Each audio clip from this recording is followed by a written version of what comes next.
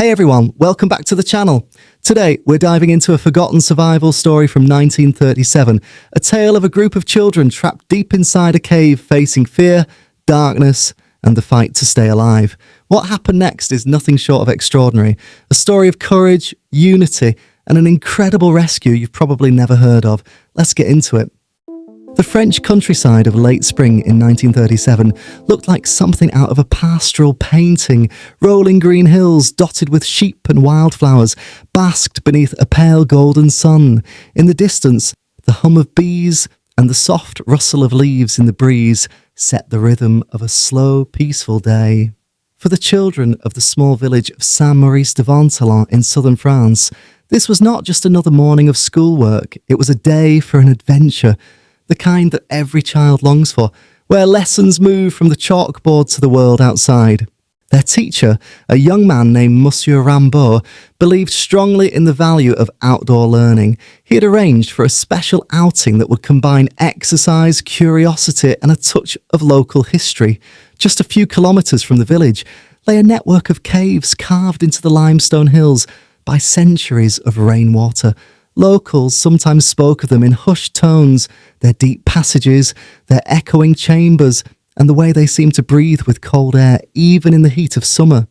To the children, the caves were nothing less than magical. On this morning, the school group assembled in the village square, chattering with excitement. 20 children, their ages ranging from 6 to 14, carried small satchels with bread and cheese, some with water flasks, others clutching lanterns borrowed from parents. Their voices rang with laughter and anticipation, the kind of innocent enthusiasm that could transform a short walk into a grand journey. Monsieur Rimbaud led the way, walking with calm confidence. He carried his own pack, equipped with extra lanterns and matches, a notebook and a whistle, all the signs of a responsible guide. He reassured the parents who lingered near the square, telling them he would keep a close watch on the children and return before evening. There was no reason for concern. After all, people from the village had entered these caves many times before. As they set off down the dusty path leading to the cave entrance, the air was alive with chatter. The younger ones skipped ahead, chasing butterflies. The older children teased each other about who would be brave enough to go deepest into the darkness. A few glanced at the sky, noting the thickening clouds, but dismissed them. Spring storms were common here, quick and harmless, more likely to bring the smell of wet earth than any real trouble. The cave mouth appeared like a dark wound in the side of the hill, framed by ivy and moss. Cool air drifted out of it, brushing their faces as though the earth itself were exhaling. For the children, it was thrilling, stepping into a place where daylight ended and mystery began. Some clutched their lanterns tighter, others ran forward, eager to shout and hear their voices echo in the hollow chambers. They had no way of knowing that this very cave, which seemed a playground of shadows and wonder, would soon become their prison. They did not know that the clouds gathering above the valley were swelling into a storm far heavier than usual, nor could they have guessed that within hours their laughter would be replaced by silence, their curiosity by fear, and that the world would hold its breath as a small village fought desperately to save its children from the grip of darkness. This was the beginning of the story that would be remembered not for tragedy, but for survival, a story where innocence faced nature's cruelty, and where courage, both inside the cave and outside, would transform despair into a miracle.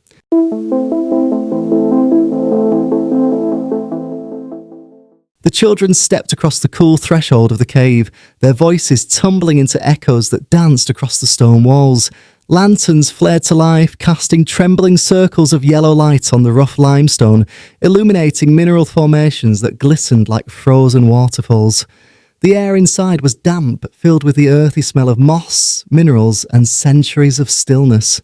At first, the cave felt like a playground. The younger children laughed at the way their voices bounced back to them, calling their names and silly phrases into the darkness. Some crouched down to trace their fingers over the strange, rippling textures of the walls. A few of the older boys competed to see who could climb higher up the jagged ledges, their shadows stretching long and monstrous against the rock as the lantern light swung. Could be disorienting, and that a few wrong turns could transform excitement into panic. Still, he allowed the group enough freedom to explore, believing it important for them to feel both curiosity and responsibility. He called the children back every so often, counting their heads quickly in the lantern glow. Each time, 20 faces turned toward him, their eyes bright with excitement. The group moved deeper, stepping cautiously along damp, uneven floors. They stopped in a wide chamber where the ceiling arched high overhead, adorned with stalactites that looked like a cathedral's organ pipes. Here, Monsieur Rimbaud encouraged the children to sit, take out their bread and cheese, and rest, while he shared stories of the cave's history. He spoke of how rainwater, drop by drop, carved the chambers over thousands of years. He explained how people in earlier centuries sometimes used caves for shelter during storms or wars. The children listened with rapt attention, nibbling their food, their lanterns flickering against the stone. The atmosphere was a mixture of wonder and safety, as if they had stepped into a secret classroom carved by nature itself. But outside, the sky was darkening rapidly. Clouds thickened, heavy with the promise of rain. Winds rushed through the valley, stirring the treetops. The parents in the village, going about their chores, glanced up at the heavens uneasily. They knew spring storms in this part of France could arrive quickly and with a ferocity that caught people unprepared.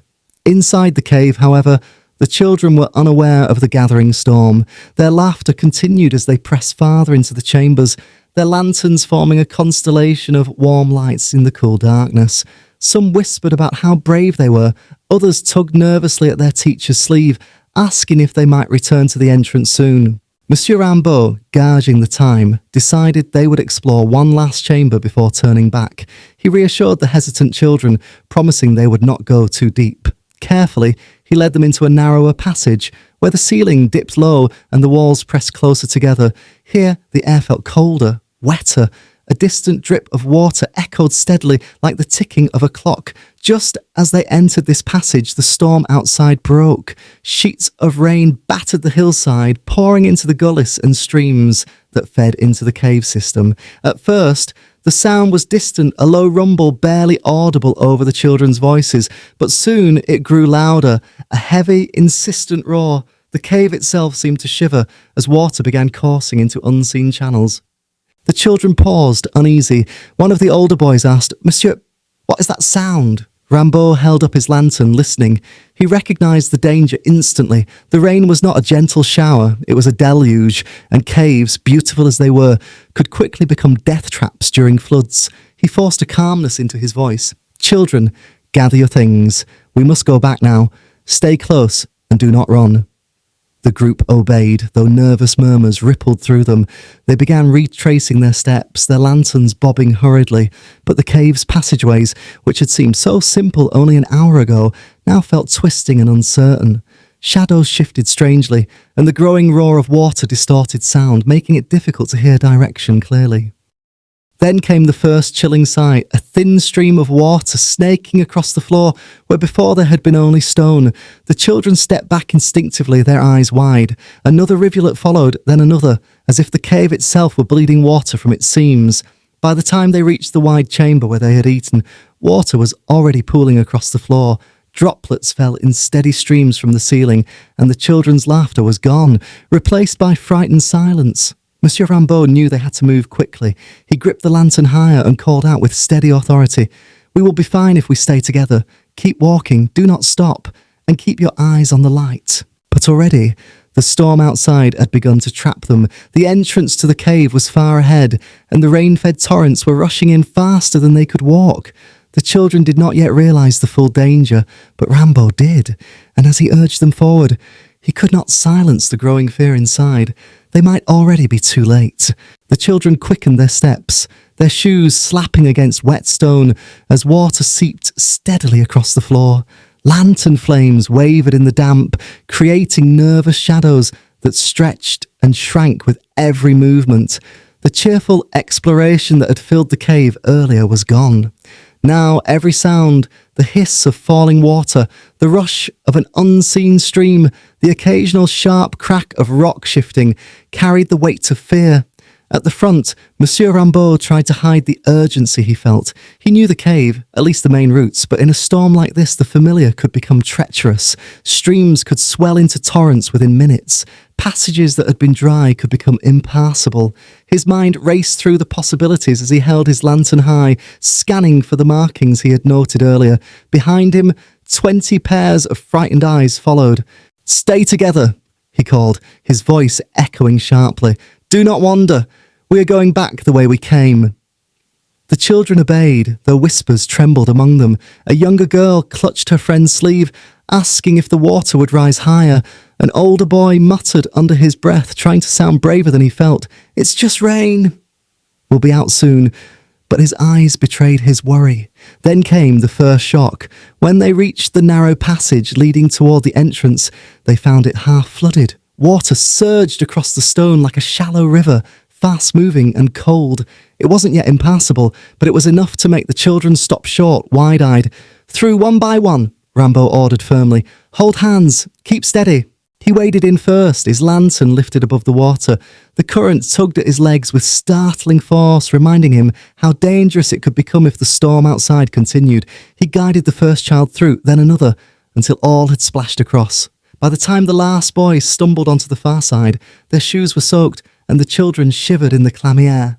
But worse awaited them. When they reached the chamber just before the entrance, Rimbaud froze. Ahead, the way out was blocked, a curtain of water cascading down the sloping entrance passage, flooding it from ceiling to floor. The outside world was now a raging torrent pouring into the cave like a living wall. Gasps and cries rose from the children. Some clutched each other in terror. A few began to sob openly. One boy tried to rush forward as if he might swim through, but Rimbaud grabbed him firmly by the arm. "No," he said sharply. Then softer, "It is too dangerous. We cannot pass this way." The reality settled on them like a heavy stone. They were trapped. The children looked to their teacher, their trust absolute even in their fear. Rimbaud forced his own panic down, his mind whirring. There might be other passages deeper in the cave, secondary openings he had heard villagers speak of, though not all were safe. For now, they needed to stay calm and conserve their strength. He led them back to the wide chamber where they had rested earlier, now with water lapping at their ankles. "We will stay here for the moment," he said, though in truth he wasn't certain how long the chamber would remain safe. "The storm will not last forever. The village will know we are missing. Help will come." His words steadied some of the children, but others remained inconsolable. One girl curled into herself, whispering prayers under her breath. Two boys argued in frightened voices about whether they should try climbing the cave walls to escape the water. Outside, the storm raged on with terrifying force. Sheets of rain hammered the hillsides, swelling streams into rivers and sending torrents of mud and debris cascading downhill. In the village, parents began to worry. Hours had passed since the group had left, and with the storm so fierce, the absence of their children gnawed at them like a physical wound. Mothers stood at doorways scanning the valley through veils of rain. Fathers shouted into the wind, their calls swallowed by thunder. When word spread that Rimbaud had taken the children toward the caves, dread settled over the community. Every villager knew that caves were beautiful in fair weather but deadly during floods. By lantern light, groups of men prepared to go in search. They tied ropes around their waists, carried picks and shovels, and gathered torches wrapped in oilcloth. Rain soaked them to the bone, but they pushed forward, shouting to each other over the roar of water. The storm made the path treacherous. Streams had become raging rivers, and mudslides threatened every step. Yet none hesitated. Their children were inside. Back in the cave, the children huddled together, their lanterns flickering as the storm's roar reverberated through the rock. Rimbaud kept count again and again, reassuring himself none had slipped away. He tried to keep their spirits steady, telling stories, singing softly, urging the older children to comfort the younger ones. But the truth weighed on him. If the rain did not stop soon, the water would rise higher, and the chamber that now gave them refuge could itself become a trap. The night stretched long, marked only by the dimming lanterns and the endless thunder outside. And as the storm raged on, hope rested on whether the villagers could reach them before the cave became their tomb. By the time the storm reached its height, Saint-Martin d'Ardèche was a village under siege. The rain battered rooftops like a relentless drum. Gutters overflowed and narrow lanes became rushing rivulets. The usually placid Ardèche River churned like an angry beast, swollen with the runoff of entire hillsides. And in nearly every home, one thought consumed the families. The children are still in the cave. The church bell rang through the tempest. Not the slow toll of mourning, but the urgent, sharp peals of alarm. Villagers streamed into the square despite the rain, carrying lanterns under cloaks, shouting above the roar of the storm. The mayor, a stout man with a voice used to command, raised his hands and called for silence. The children went toward the cave, he declared, confirming the rumours that had already spread. They have not returned. We must go to them. Mothers cried out, some already clutching shawls around their heads, desperate to run into the storm themselves. Fathers pushed forward with tools in hand, shovels, ropes, axes, even kitchen knives in their haste. The mayor tried to impose order. He assigned the strongest men to form rescue groups, each tied together with lengths of rope to keep them from being swept away. Others were told to prepare fires and food in case the children were brought back half frozen. The priest stood in the rain, blessing them one by one as they set out. Among them was Etienne Dubois, a young blacksmith whose own sister was among the trapped children. He gripped a coil of rope across his shoulder, his face pale with fear but set with determination. I will not return without her, he swore. The path to the cave was treacherous.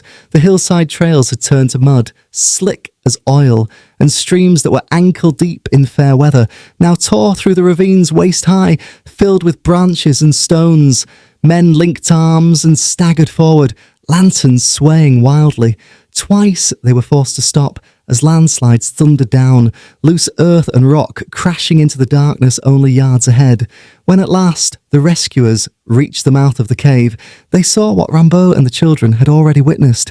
The entrance had become a torrent. Water poured down the sloping passage like a miniature waterfall, surging so violently that to enter meant being swept off one's feet. Some men shouted in despair, certain the cave had already claimed the children, but Etienne forced his way forward, testing the current with the end of his rope. It can be done, he insisted. We will go in hand by hand, tied together.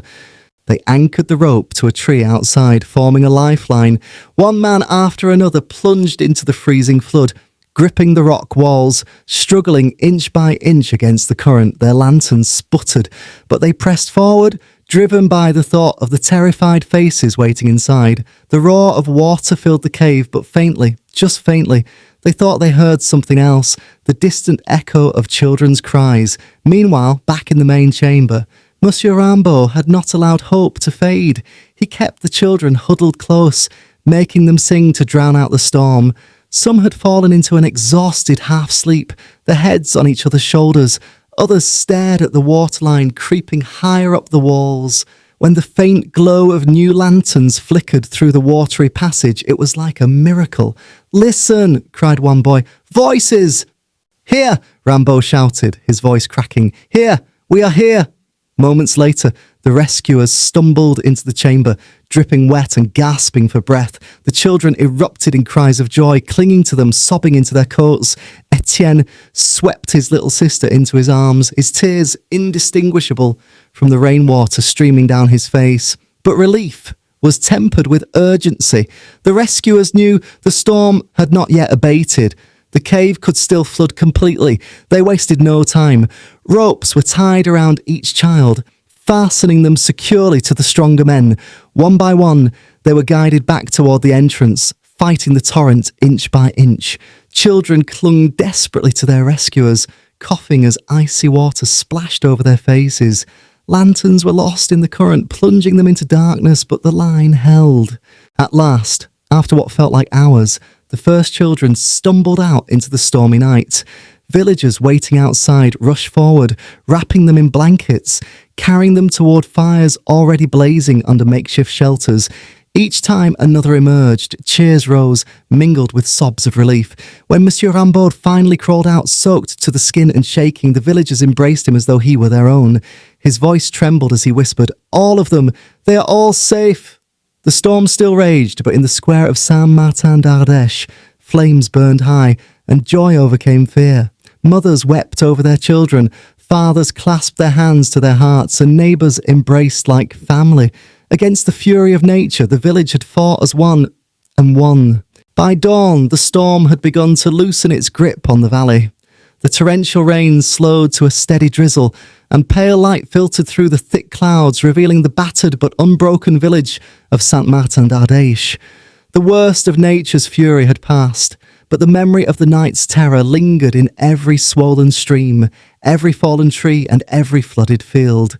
In the square, however, there was life, warmth, and the kind of joy born only out of despair conquered. Fires crackled in barrels and hearths hastily stoked back to life. Blankets, coats, and whatever dry cloth could be found were draped over the children, who sat shivering but alive. Villagers pressed steaming mugs of broth or milk into their hands, urging them to sip slowly.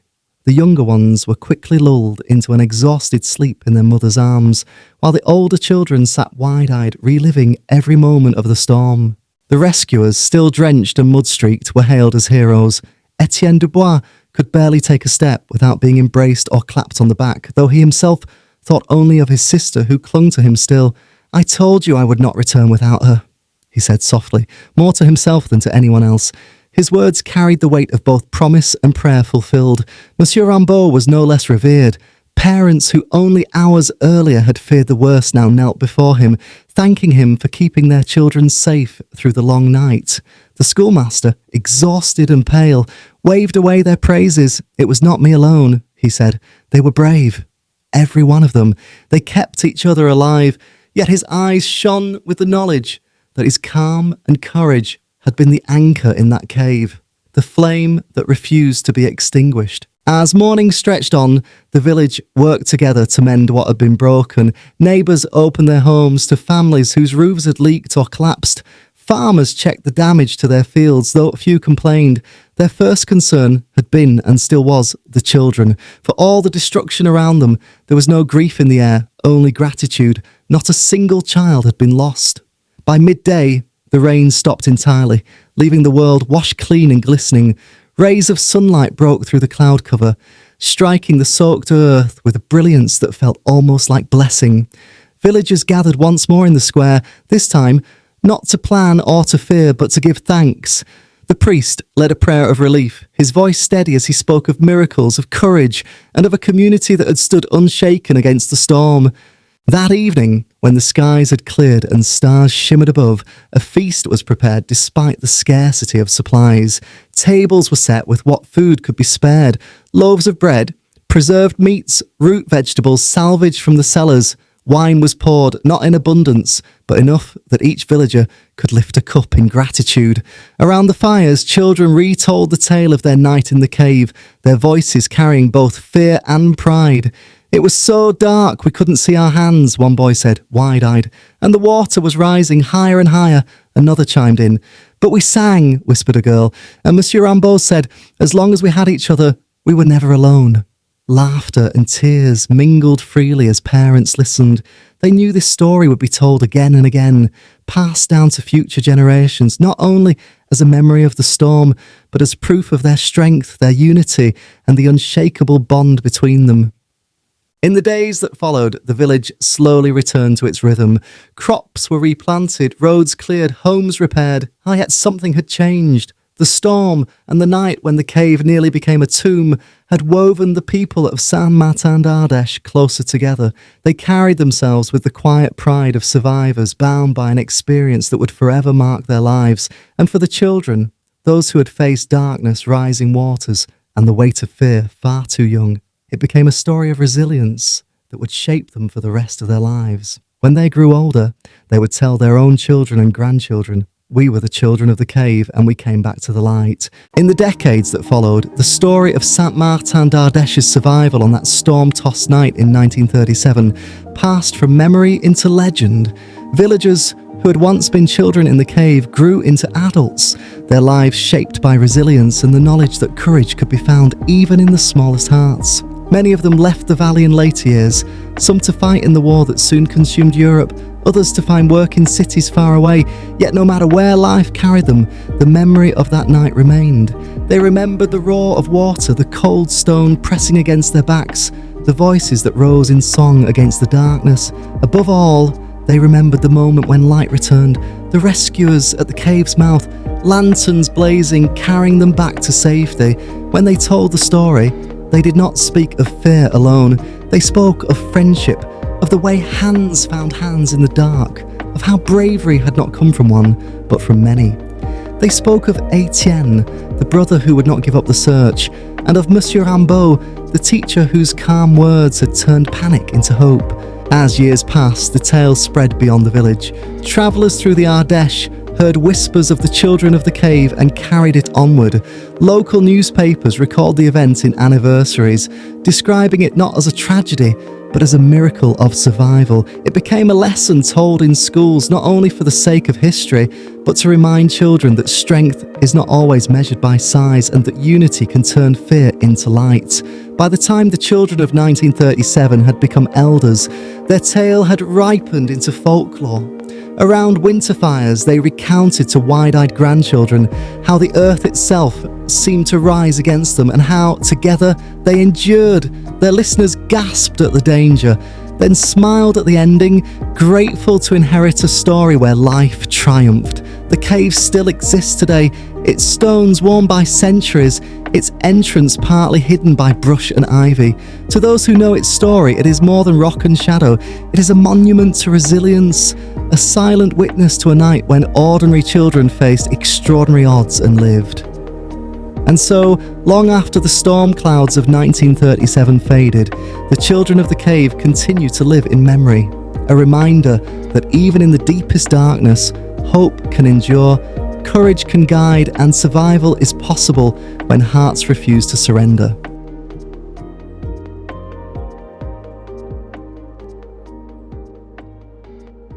And so, the story of the children of the cave reminds us that even in the darkest places, courage and unity can light the way.